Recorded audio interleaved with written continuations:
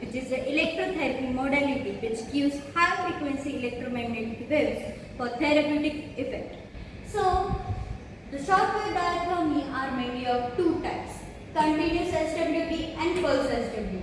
So, first we will see the continuous SWD. In continuous SWD, electromagnetic waves flows continuously without interruption. So it gives effects like it produces thermal effects, it increases the tissue temperature and enhance the blood circulations.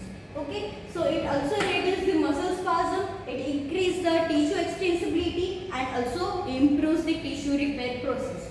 So the indications of continuous SWD are chronic musculoskeletal pain, muscle spasm and contractures, osteoarthritis with stiffness, muscle tightness, joint stiffness. And the contraindications are acute inflammation, malignancy, pregnancy, pacemakers, active bleeding and acute inflammation, acute infection and metal implants. So these are the physiological effects of continuous SWD. Thermal effects because of vasodilation and increase in blood flow. The metabolic rate increases and thus help in collagen extensibility, and then comes the neuromodulation, then comes the tissue repair and inflammation. The same things happens. So here are some indications and contraindications for continuous SWD. About pulse shortwave diathermy. In this, the energy is delivered in pulse and it is separated by the rest period. That is, in intervals, the energy is circulated. Okay, so the effects are minimal or no thermal effect, promotes tissue healing, reduces inflammation and edema, and provides the pain relief.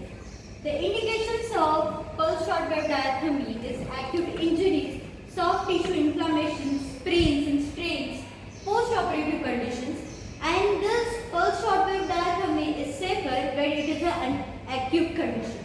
So it is a less risk of overheating the tissues. The contraindications are near pacemaker, near cardiac pacemaker we will not use, the pregnancy, malignancy, severe ischemia, acute infection and active bleeding. So the pulse shortwave diathermy is mainly used in subacute or acute injuries, whereas the continuous shortwave diathermy is used in the chronic injuries, which also gives the thermal effect, but in pulse shortwave diathermy there is no thermal effect. Thank you so much.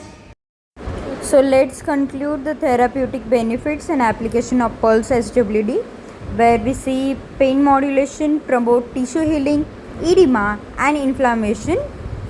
So here is the comparison between continuous SWD and pulse SWD in a chart form, where we can see all the main points, indications, pros and cons of both the SWD. For reference we can see this. Thank you so much.